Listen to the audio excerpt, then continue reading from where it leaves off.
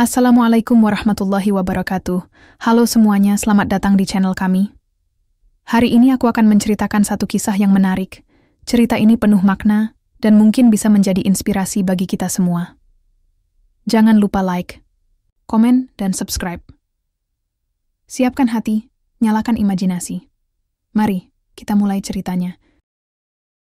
Berawal dari Ome TV, janda cantik Rusia kepincut pemuda sederhana asal Indonesia.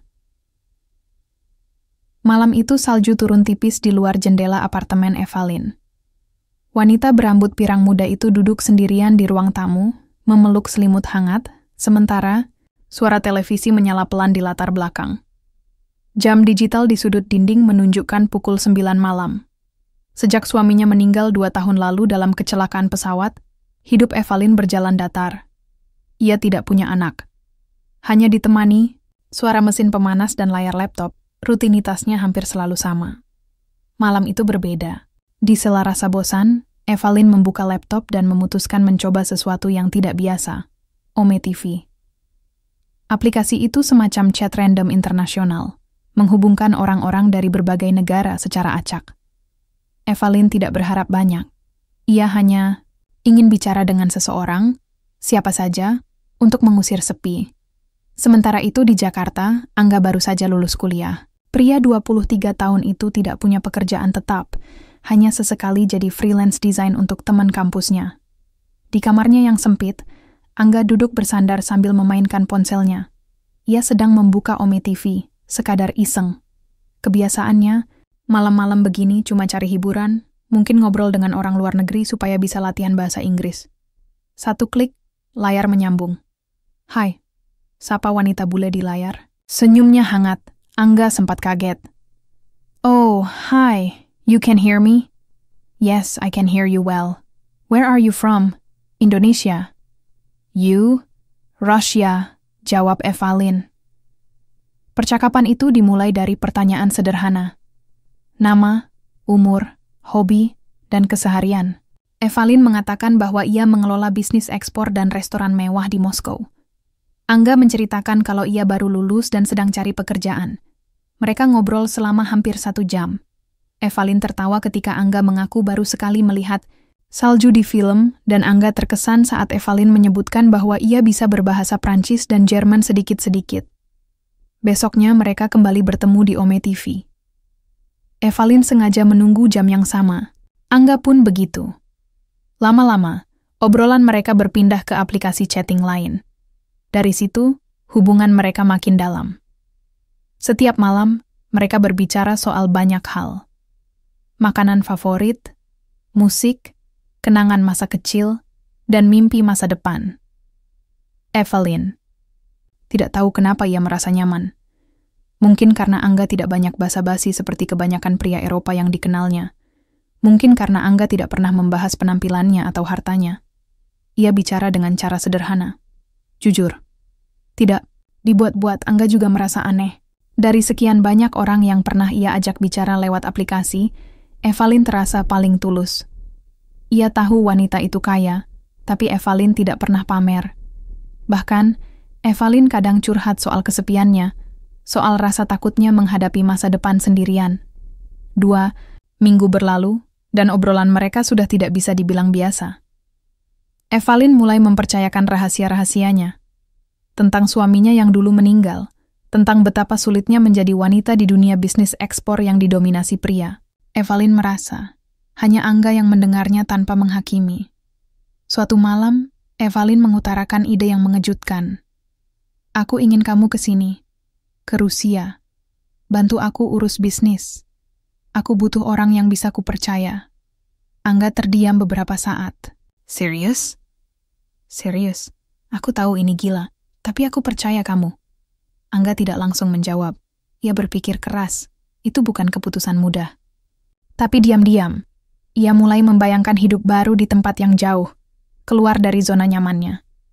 Siapa tahu, ini awal dari sesuatu yang besar.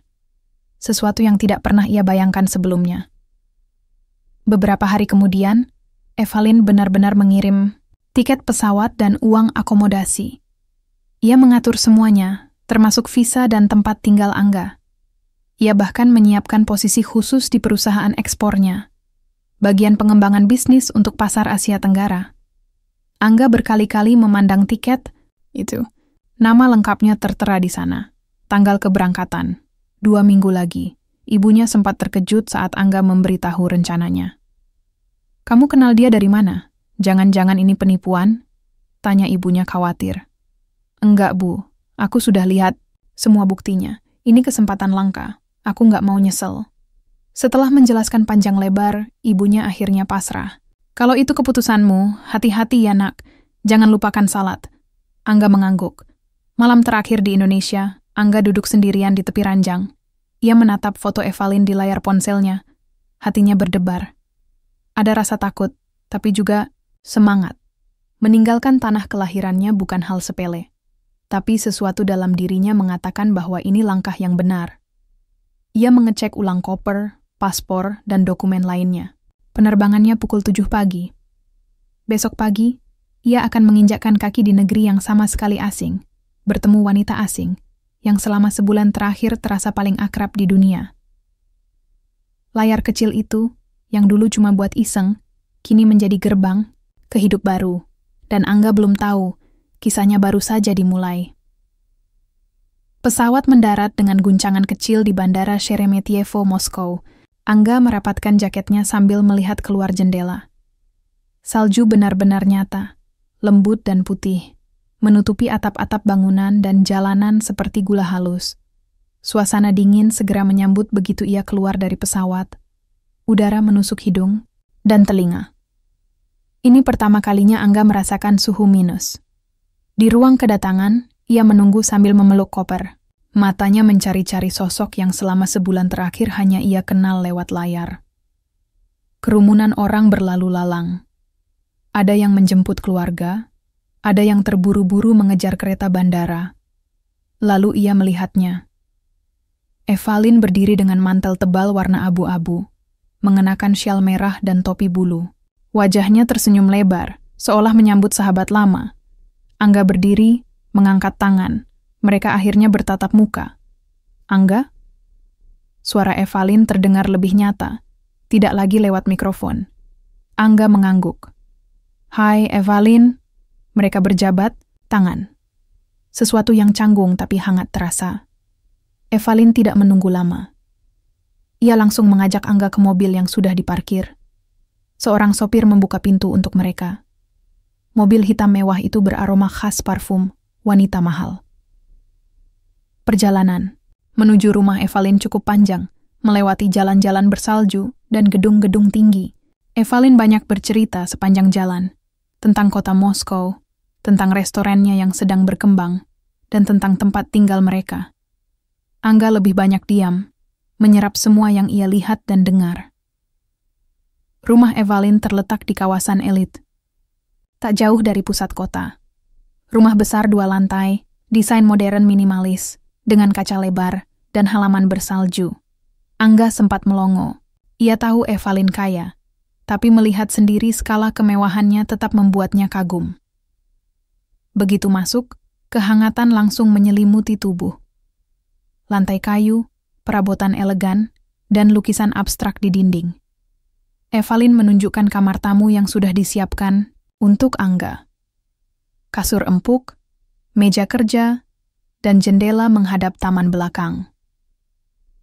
Hari pertama itu, Angga tidak diajak bicara soal pekerjaan. Evalin membiarkannya beristirahat. Ia tahu perjalanan jauh bisa melelahkan. Malamnya, mereka makan bersama di ruang makan yang besar dan terang.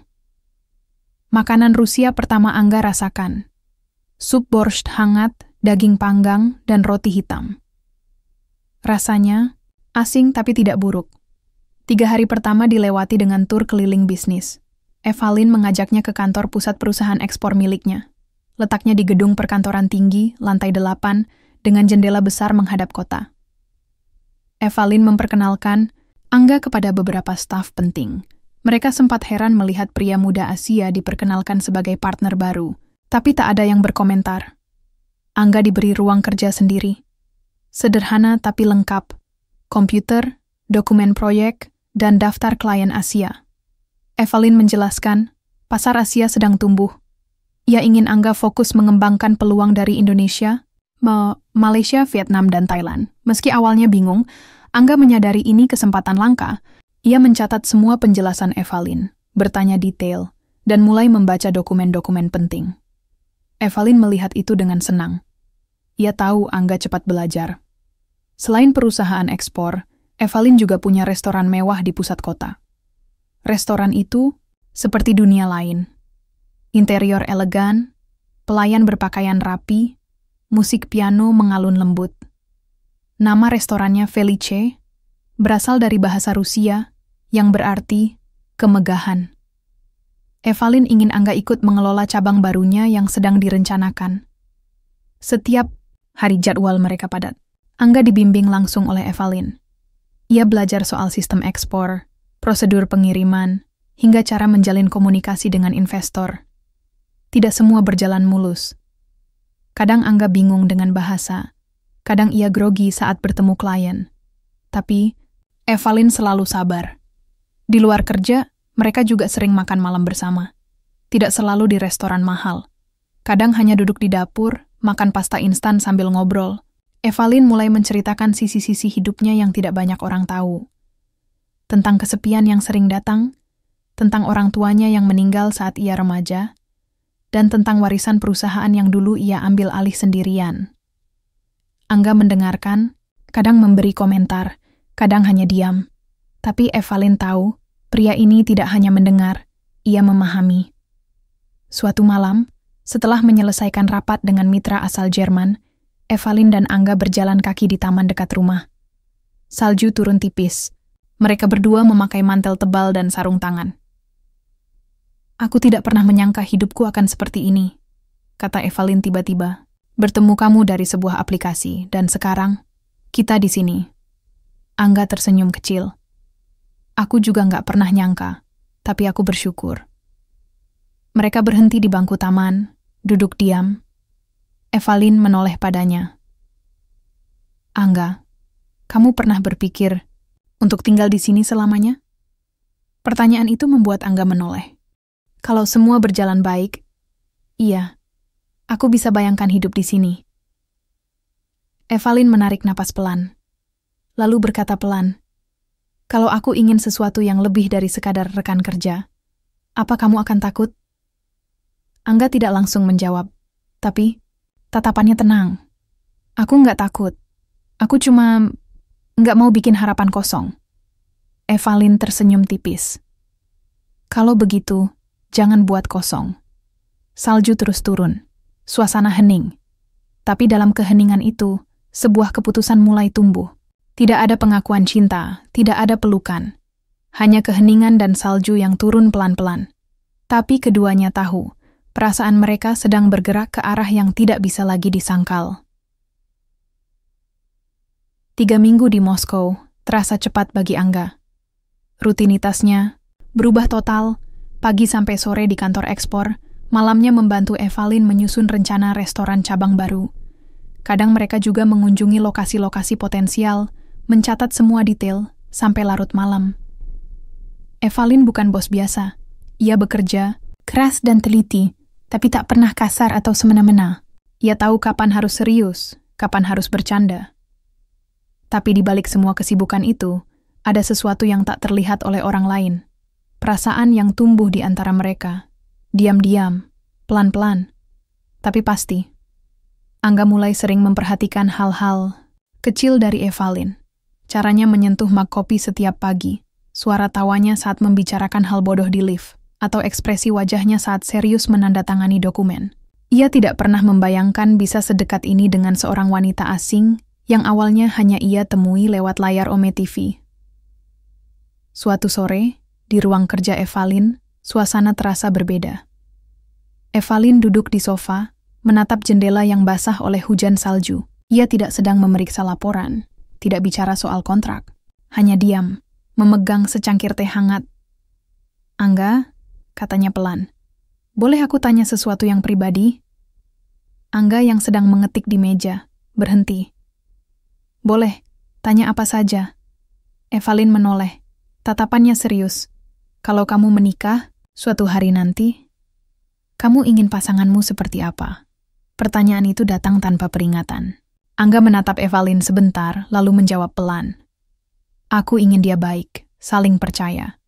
Mau belajar satu sama lain. Nggak harus sempurna. Evalin tersenyum kecil.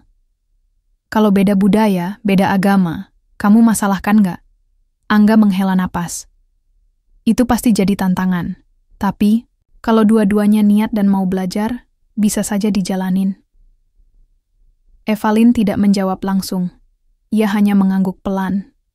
Tapi setelah itu, suasana jadi canggung. Mereka kembali tenggelam dalam pekerjaan masing-masing. Namun, malam itu Evalin tidak tidur. Ia duduk di ruang baca, membuka ponsel, dan mulai mencari tahu tentang Islam. Ia membaca artikel demi artikel, menonton video, dan bahkan membuka situs masjid di Moskow. Semakin ia membaca, semakin ia penasaran. Esok harinya, tanpa memberitahu Angga, Evalin pergi ke masjid terbesar di Moskow, Masjid Katedral Moskow. Ia menemui salah satu ustazah perempuan yang ramah dan terbuka. Evalin menceritakan latar belakangnya tentang Angga dan keinginannya mengenal Islam lebih dalam. Ia tidak langsung minta masuk Islam. Ia hanya ingin belajar dulu. 2 minggu berikutnya, Evalin rutin datang ke masjid setiap hari Jumat. Ia membaca terjemahan Al-Quran dalam bahasa Rusia. Ia belajar tentang konsep tauhid, salat, dan akhlak. Semuanya ia lakukan diam-diam. Angga sama sekali tidak tahu. Sampai suatu malam, ketika mereka baru pulang dari makan malam bersama klien, Evalin mengajak Angga duduk di ruang tamu.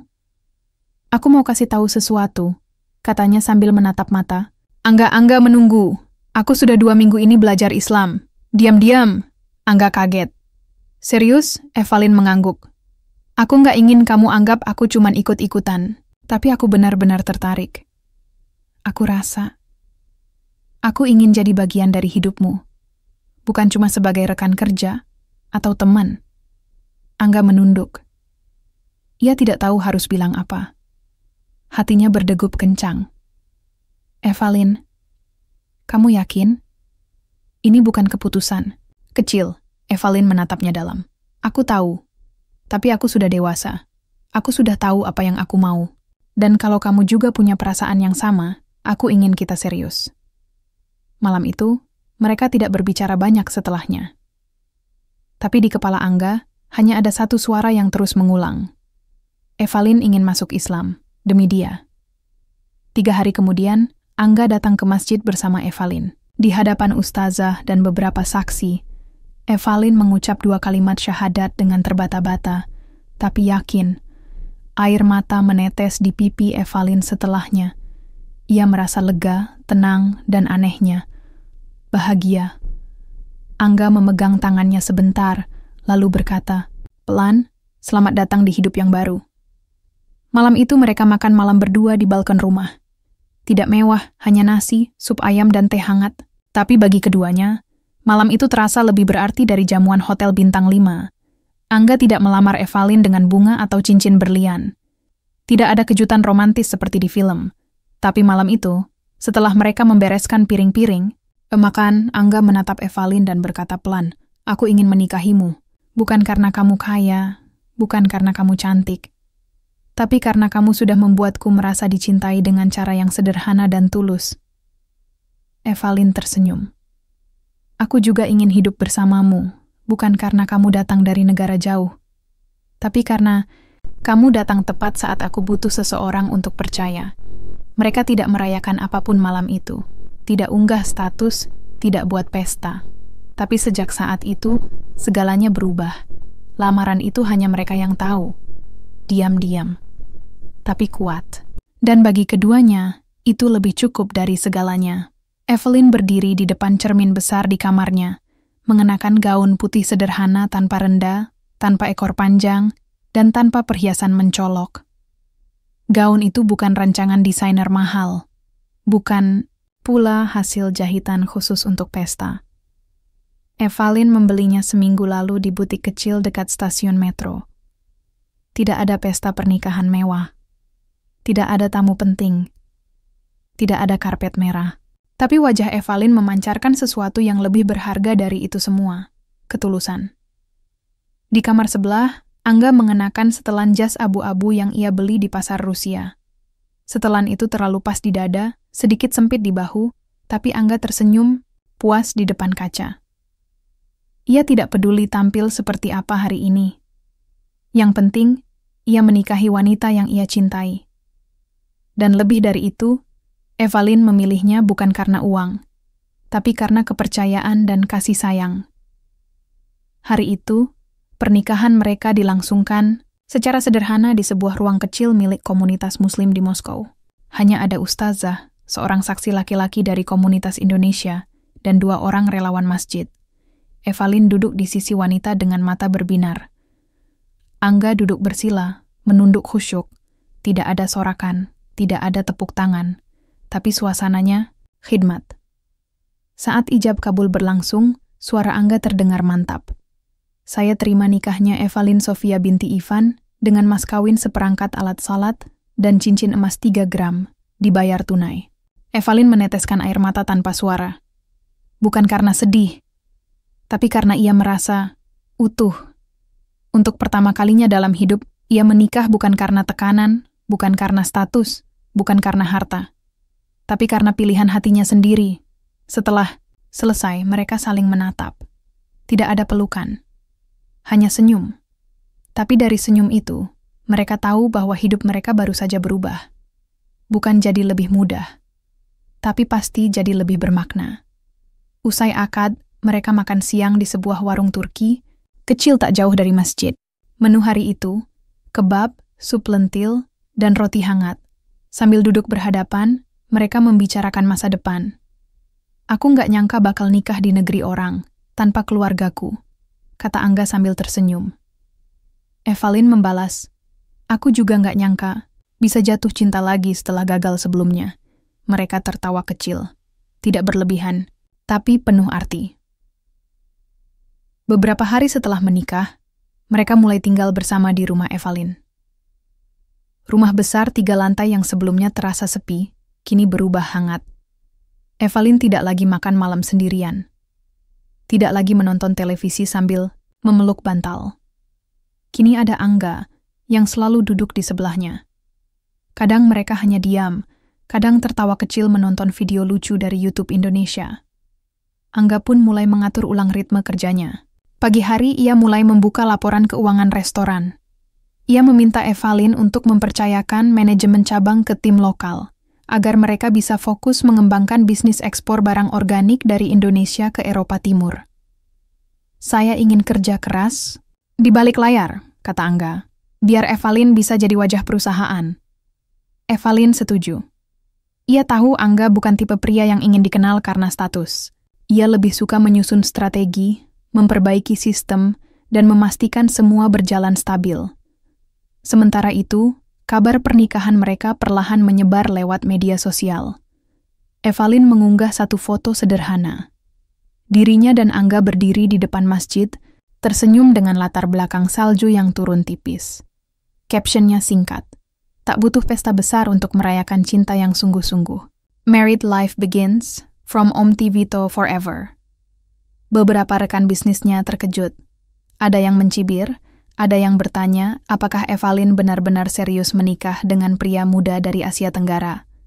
Bahkan mantan mertuanya mengirim pesan pasif-agresif, mengatakan bahwa keputusan Evalin terlalu gegabah. Tapi Evalin tidak peduli. Baginya, hidup ini bukan soal menyenangkan semua orang, melainkan soal menemukan orang yang bisa membuatmu bertahan saat semua orang lain justru mendorongmu jatuh. Beberapa minggu kemudian, Angga mendapat telepon dari ibunya di Indonesia. Dengan suara haru, ibunya bilang, "Nak, ibu nggak nyangka kamu bisa menikah sejauh itu. Tapi ibu senang kamu bahagia." Angga menahan air mata. Ia tahu, di balik suara itu, ada kerinduan, tapi juga restu yang tulus. "Aku bakal ajak Evalin pulang kampung suatu hari nanti, Bu. Supaya ibu bisa lihat langsung." Janji Angga. Dan malam itu, untuk pertama kalinya, Evalin belajar membaca Al-Quran bersama Angga.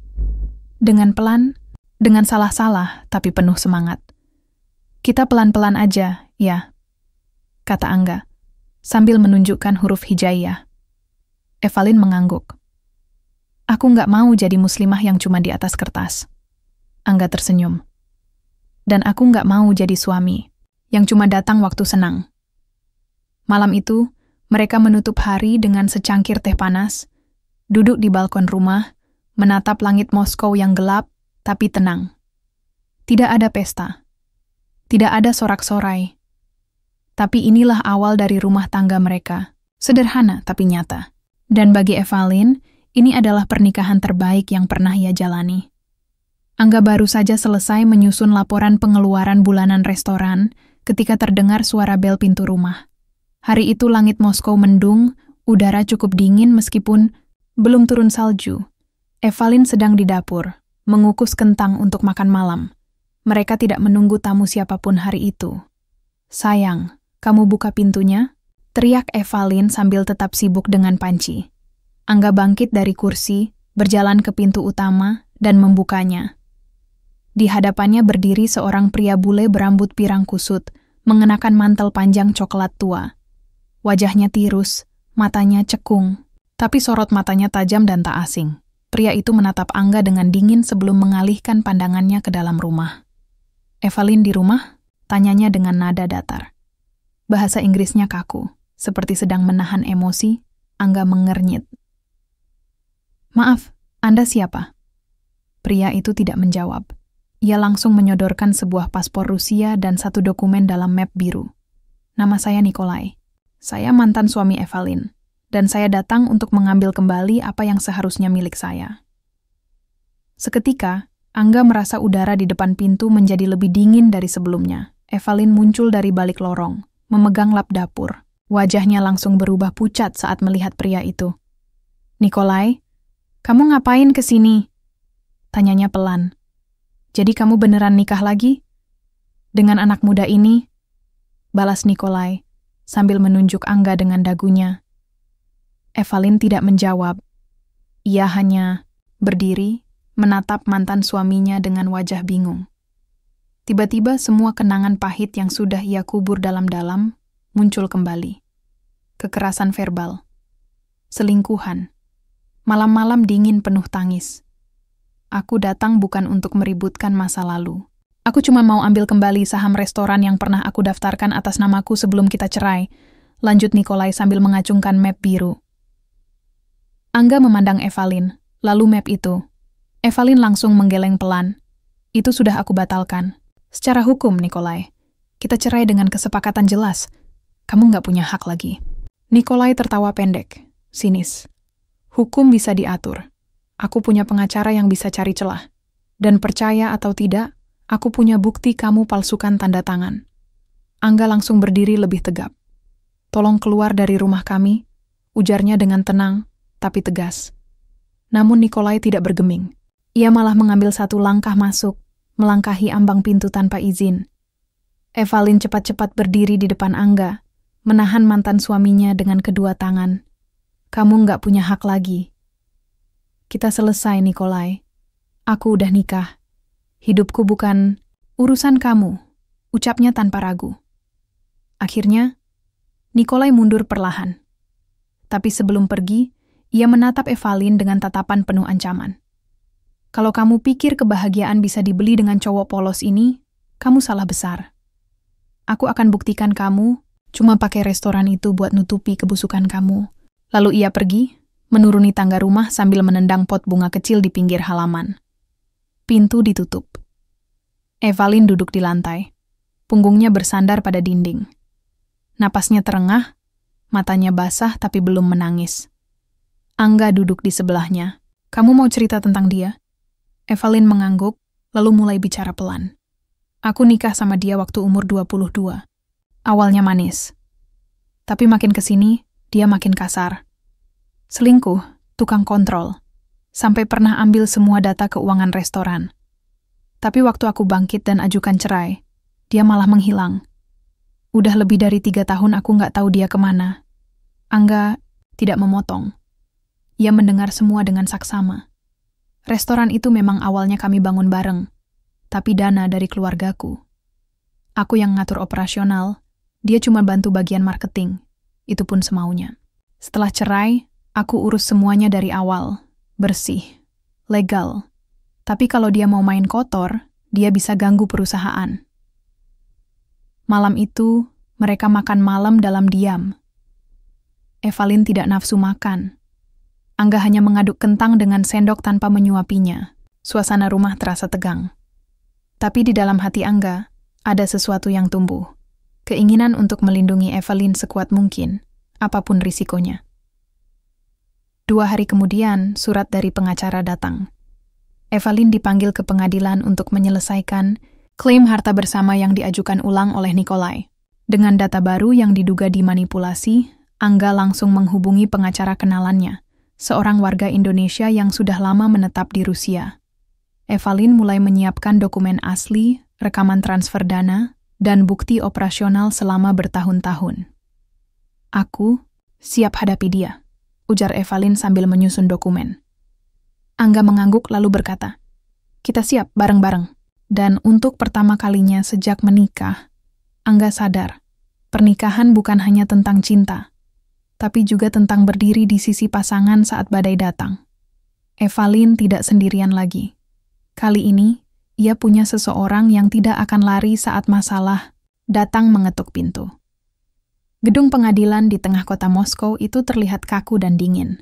Pagi itu, salju turun tipis. Evalin mengenakan mantel panjang hitam dan syal abu-abu. Di tangannya, sebuah map berisi dokumen-dokumen penting yang akan jadi senjatanya di ruang sidang. Di sisi lain, Angga menggenggam tangan Evalin sejenak sebelum mereka masuk. Kamu siap? Tanya Angga dan Evalin mengangguk singkat. Aku nggak akan kalah. Di ruang sidang, suasana tegang terasa sejak awal. Nikolai duduk di seberang mereka, bersama seorang pengacara Rusia berambut pirang keperakan. Evalin membawa pengacara lokal yang sudah ia percaya sejak menjual properti beberapa tahun lalu. Di belakang, Angga duduk sebagai pendamping hukum. Hakim membuka sidang dan pertarungan data pun dimulai. Pihak Nikolai mengklaim bahwa saham restoran awalnya atas nama bersama dan Evalin telah melakukan perubahan dokumen secara sepihak. Tapi Evalin punya bukti kuat. Surat perjanjian cerai yang sudah ditandatangani di hadapan notaris, rekaman percakapan email, serta transfer dana dari rekening pribadi miliknya yang menjadi modal awal restoran. Hari itu, sidang ditunda karena hakim meminta waktu memverifikasi keaslian dokumen. Evalin tampak tenang, meskipun wajahnya lelah.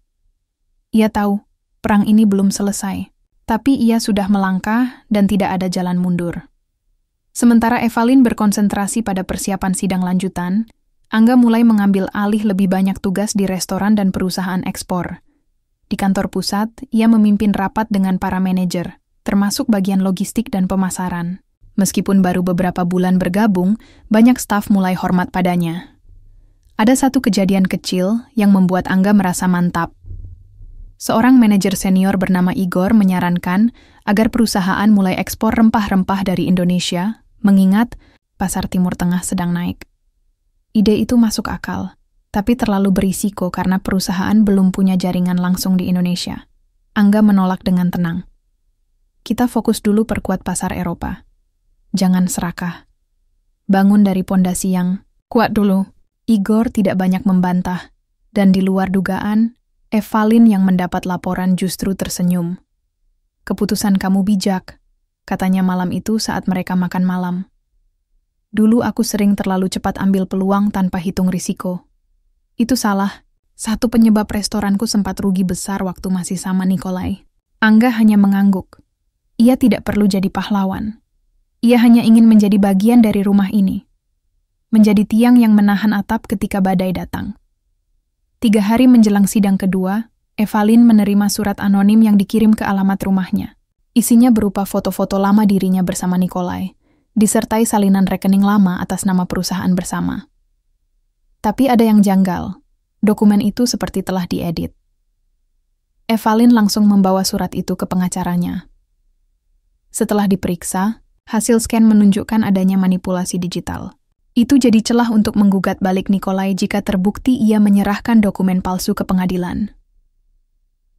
Hari itu juga, pengacara Evalin mengajukan permohonan agar pihak berwenang menyita data asli dari kantor pengacara Nikolai untuk pemeriksaan lanjutan. Sementara itu, Angga menemani Evalin meninjau salah satu cabang restoran yang baru direnovasi di tengah kota. Mereka berdiri di depan jendela besar, melihat pelanggan mulai berdatangan. Dulu aku pikir hidupku cuman akan jadi bayangan, gumam Evalin. Restoran ini hidupku. Semuanya terasa kosong setelah cerai. Angga menatap wajah Evalin yang dibasuh sinar matahari senja. Tapi sekarang kamu bukan bayangan. Kamu cahaya di rumah ini, ucap Angga. Evalin menoleh cepat. Ia tidak menjawab, hanya tersenyum tipis. Hari sidang kedua tiba. Salju turun deras. Evalin mengenakan mantel yang sama, tapi kali ini langkahnya lebih ringan. Angga menemaninya sampai ke depan ruang sidang. Saat hakim memulai sesi, pihak Nikolai kelabakan ketika jaksa menunjukkan bukti digital bahwa dokumen yang mereka serahkan telah dimanipulasi. Nikolai berusaha membantah, tapi terlalu terlambat. Fakta sudah bicara. Hakim menunda sidang 1 minggu lagi untuk pembacaan keputusan, namun semua orang di ruangan itu tahu siapa yang unggul. Saat keluar dari ruang sidang, Evalin tidak menangis. Ia hanya memeluk Angga lama. Di pelukannya ada rasa lega, juga syukur. Makasih ya, bisiknya. Kamu nggak pernah ninggalin aku. Angga hanya membalas pelukan itu. Tidak perlu kata-kata panjang. Karena dalam diam, mereka sama-sama tahu. Pernikahan ini bukan tentang siapa yang lebih kuat, tapi siapa yang tidak pergi ketika badai datang. Hari itu langit Moskow mendung, seperti menahan napas bersama Evalin yang duduk diam di bangku ruang sidang. Pengacara di sebelahnya membisikkan bahwa semuanya akan baik-baik saja, tapi Evalin tak menjawab. Ia hanya menatap kosong ke depan. Bukan karena takut, tapi karena terlalu banyak yang dipertaruhkan. Restoran, perusahaan, hidupnya sendiri. Angga duduk di belakang. Kedua tangannya bertaut erat. Meski tidak ikut bicara di meja persidangan, ia sudah belajar banyak tentang pentingnya ketenangan dalam situasi seperti ini. Wajahnya datar, tapi matanya waspada. Hakim masuk. Semua berdiri, hening. Sidang hari itu bukan lagi tentang argumen, tapi tentang keputusan. Dan keputusan itulah yang akan menentukan arah hidup Evalin dan Angga ke depan. Hakim membuka dokumen, membaca dengan suara tenang tapi jelas. Berdasarkan bukti dan kesaksian yang telah diberikan selama 2 kali persidangan, serta hasil pemeriksaan forensik terhadap dokumen digital yang diserahkan oleh pihak tergugat, maka pengadilan menyatakan bahwa kepemilikan atas restoran dan perusahaan ekspor sepenuhnya sah atas nama Evalin Makarova.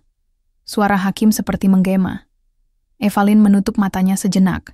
Di sisinya, pengacaranya menarik napas lega.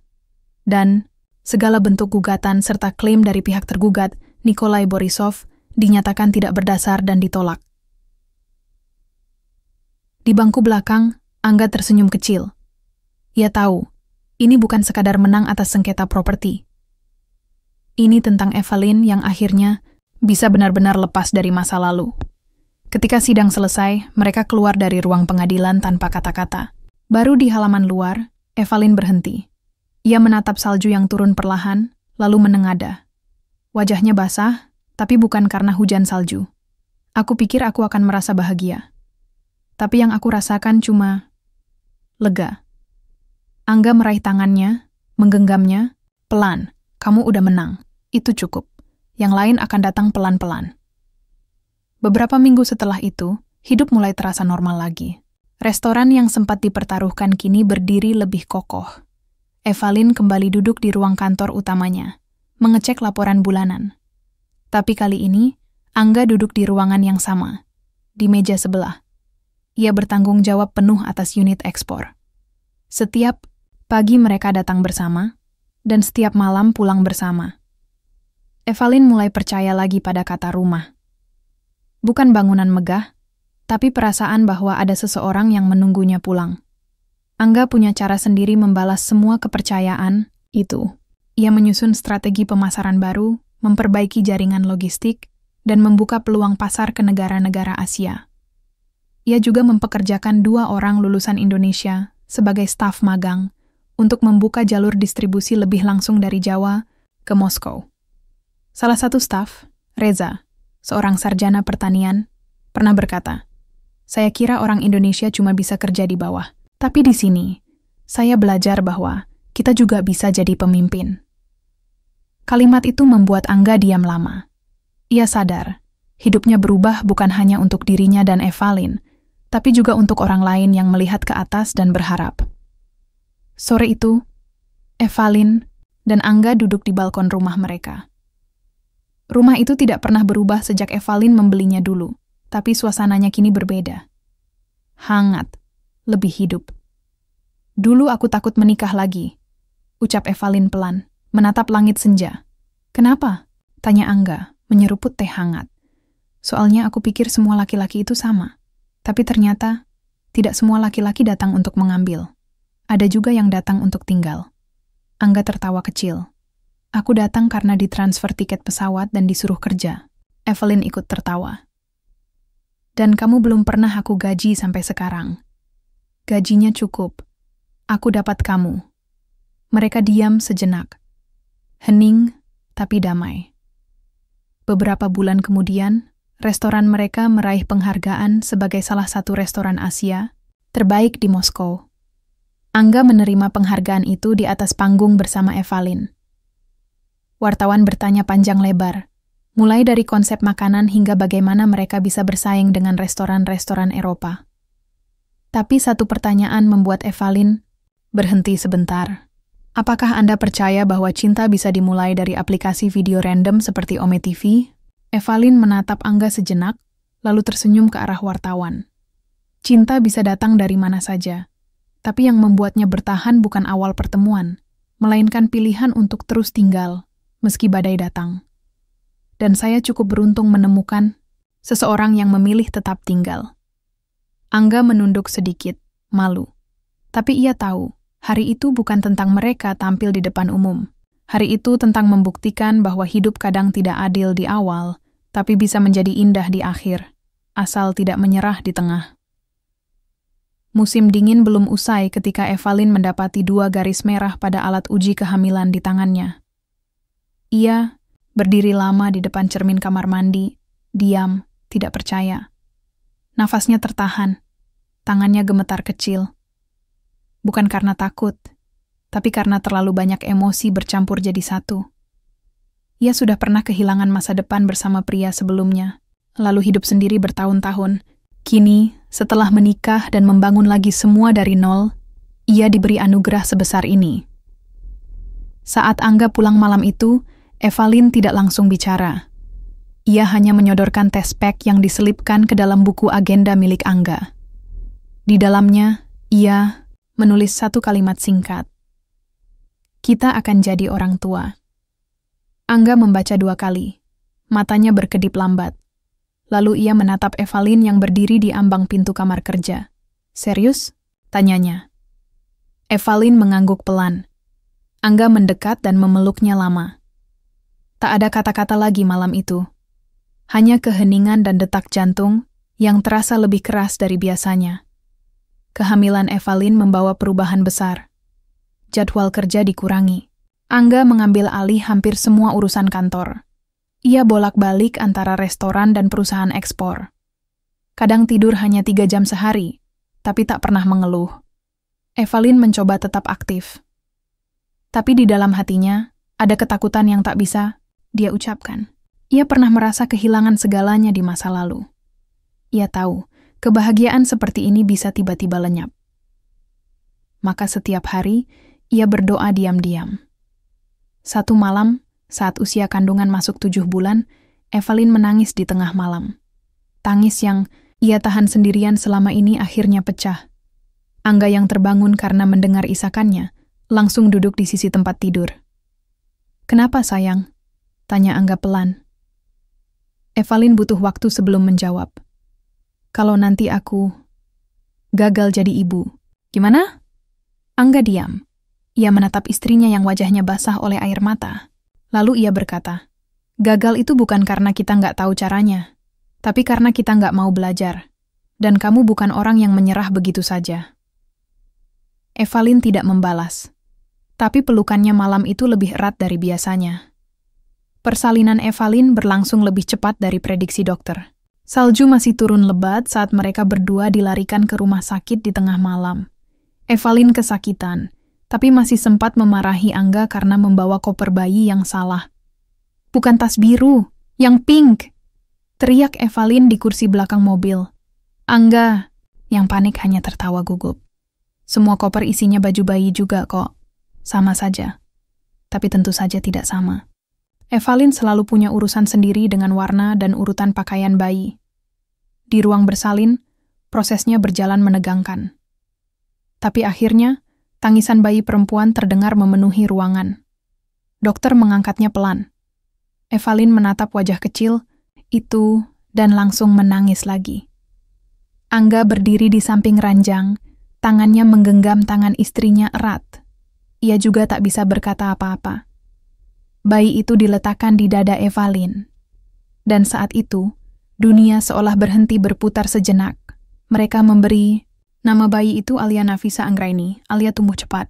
Ia memiliki mata biru terang seperti Evalin dan senyum miring seperti Angga.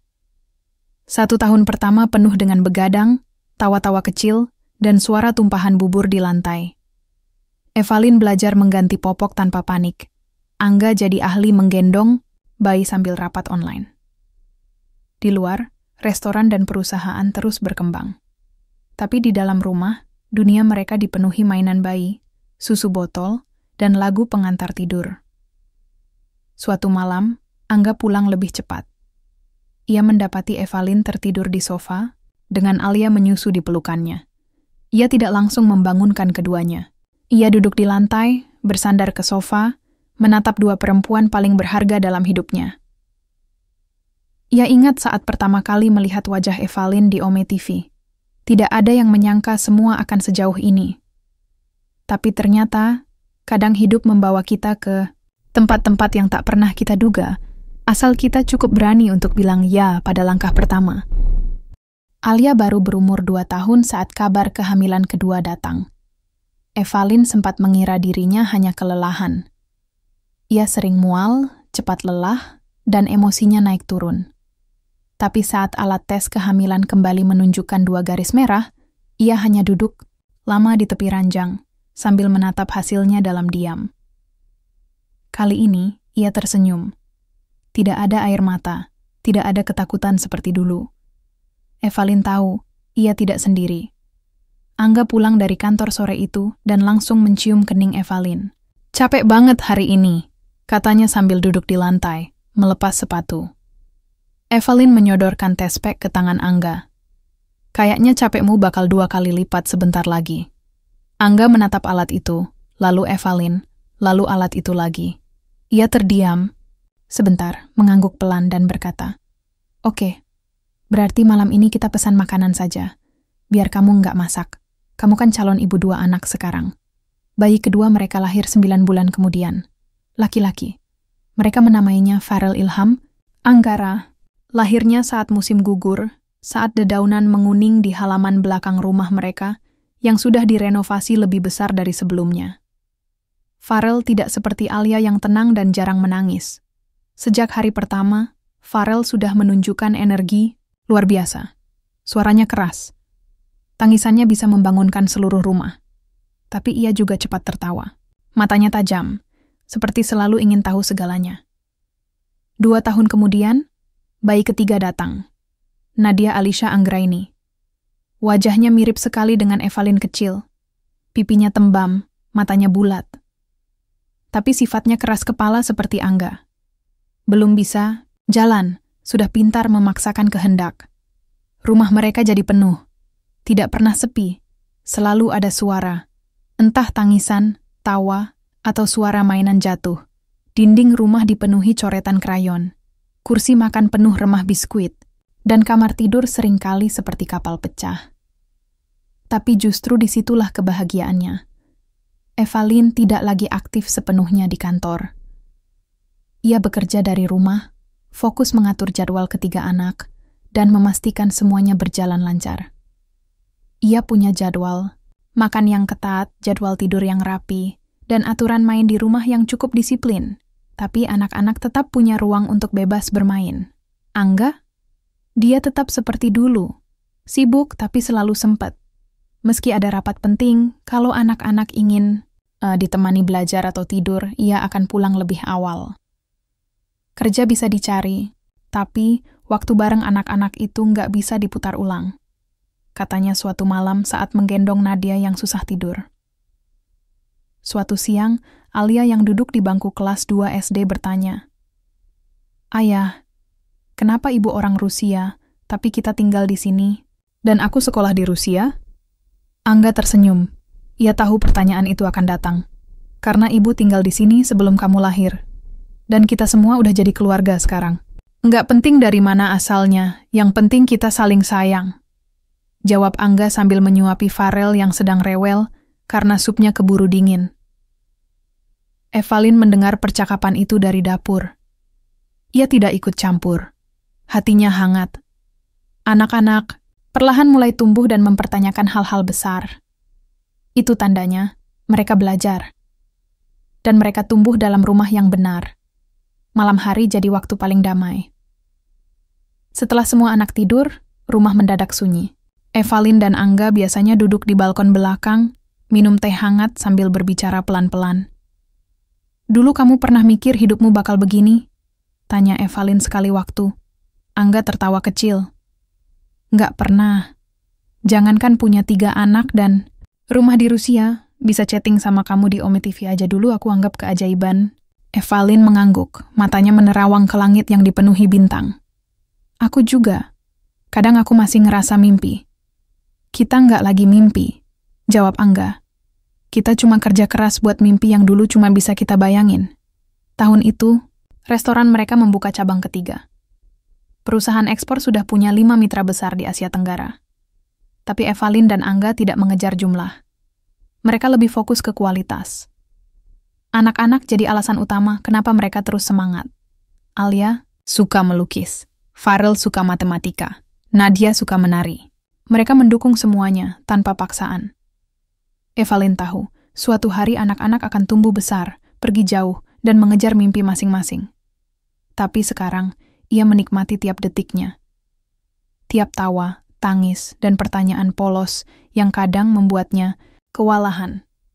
Di kamar tidur, sebelum tidur, Angga sering membacakan buku cerita untuk anak-anak. Tapi malam itu berbeda. Farel bertanya, "Ayah, kenapa ayah dan ibu bisa ketemu?" Angga menoleh ke Evalin, lalu kembali menatap anaknya. Karena Allah mempertemukan 2 orang yang kesepian, di waktu yang pas. Dan kita semua adalah hadiah dari pertemuan itu. Farel hanya mengangguk.